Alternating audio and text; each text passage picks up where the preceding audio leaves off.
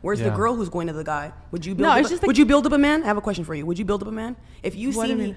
So if you've seen a man, right, and he's like all your type, fits everything. He just doesn't make great money, doesn't have certain things, but you know he's ambitious. You know he's a good man. Would you build him up? So that means you take care of him in all aspects, help him with certain things, and build him up.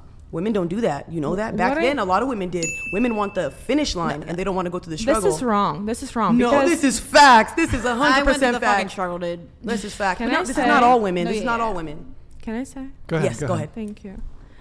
So, as far as I understand, in the 15th century, the way that the 15th century. well, no, we're talking evolution here, right? We're talking how it. Sure.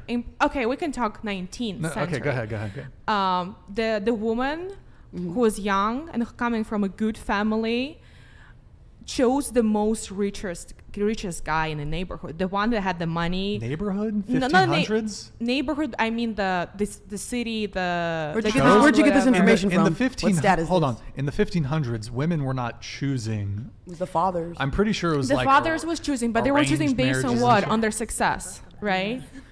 On the money, on the how actually successful they are, not the ambitious part. Like ambitious is important, but like how they actually are successful, and based on that, we're pairing out the people. Would you build up a man? Yes or no? That's all I ask, baby cakes. What is build up a man? What yes is or no? building up a man? So like, okay, you can either choose a man who's six-figure earner or a man who's just an average man. Like say he's a mechanic or Subway or something, but he has all the qualities you ever wanted besides the job portion. That's building up a man. So if he says, babe, I'm into being a barber, would you go and buy his clippers, go and buy his stuff, buy the first studio, build up a man just like a man would build you up? I don't So think. yes or no? I think you're phrasing it the wrong way because. No, I'm saying it perfectly right, baby. I can say it again in different languages too. The man don't Spanish? build the woman up. Where is this man building the woman up? Where should they be built? Oh, I think you're okay.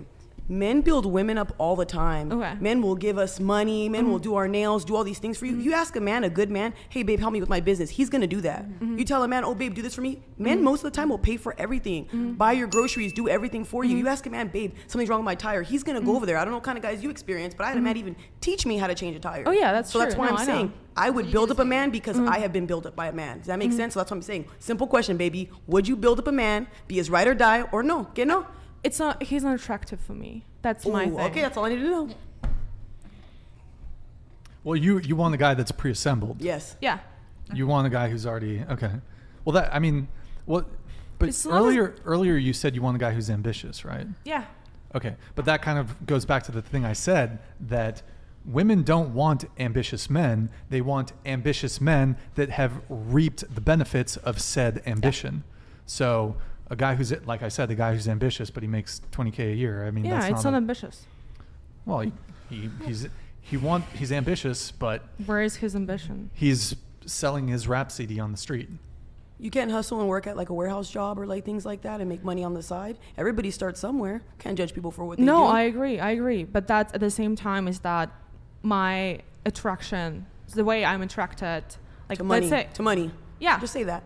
I can say that. Sure. I'm attracted to the status in the society because that's how I enjoy life. So I have a question. So do you think you love him for him and like the type of person he was? So if that money was stripped from him, no more six figures, would you still be there? You divorcing him? That's what I mean. That's why I say that. Like I have a ride or die mentality. Like my man goes paralyzed, he loses a foot, he gets cancer. I'm right there for him. So a lot of women just slowly think about money. Like money isn't everything. You could lose that in a heartbeat, baby.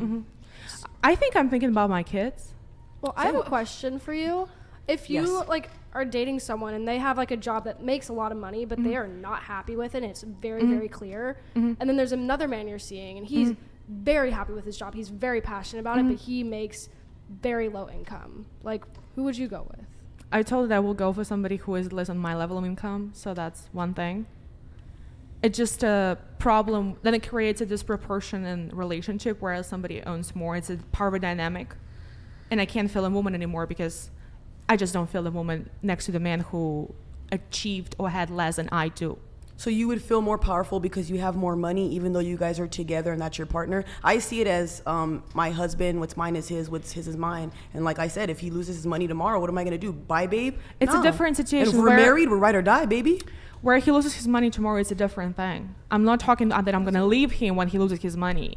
I'm talking that I want somebody who is able to build his personality, because that's going to be my son, that's going to be my daughter, who can gonna follow that example. And I just can't allow myself to just choose somebody who gonna sell the shirts on the street a whole their life. Well, I'd rather see my children see their father go from like poor to like Facts. see how Yeah. hard Yeah. they work, because that's what my parents did. Like It's all in the we struggle. grew up dirt poor. We did not have a house, like all this shit. Like I would not have learned how to get like up and like successful if I had not seen firsthand my dad doing it. Yeah. Like we grew up. My dad knows people who work at the airport. Like we lived in an airport hangar. Like we had no house, no car, nothing. You lived in an airport hangar. We did, yes. Like in Is one of that- the offices. Like that's Is where that- we lived. God damn. Okay. Yeah, like I grew up like with no money, and I saw my dad work insanely hard for what he has, like for what I have now. It's proof. It's beautiful. Yeah. I've Yeah, seen it. like I'd rather have my daughter, my son have that than have a father who's already like very wealthy and like very well. There's a different Same. dimensions of being poor and rich and different starting points. I grew up the same way as you did.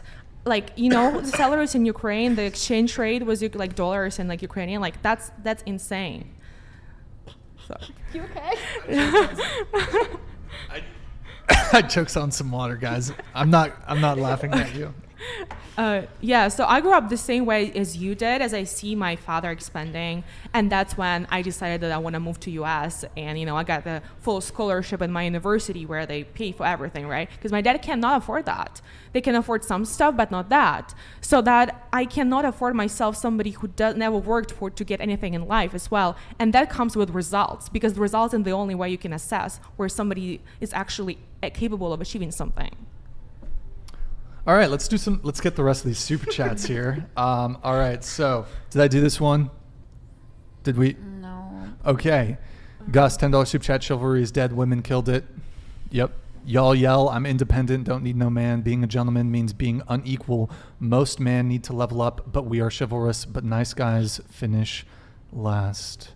Yeah, I think I already touched on that. Basically, we've all had the experience of doing the right thing, being the gentleman, paying for the date, doing the courting thing, and you know, we'll wait, and then that same girl goes and just like fuck some other dude.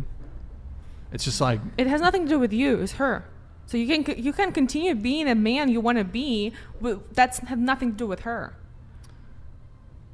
okay, that's a good point, but like we are going to start adapting how we interact with women if we're realizing like men are problem solvers. Okay, me being nice, it doesn't work. Okay, what works? Okay, kind of like being a little cocky or being a bit of an asshole or a jerk or whatever, being like, we're going to gravitate towards what works.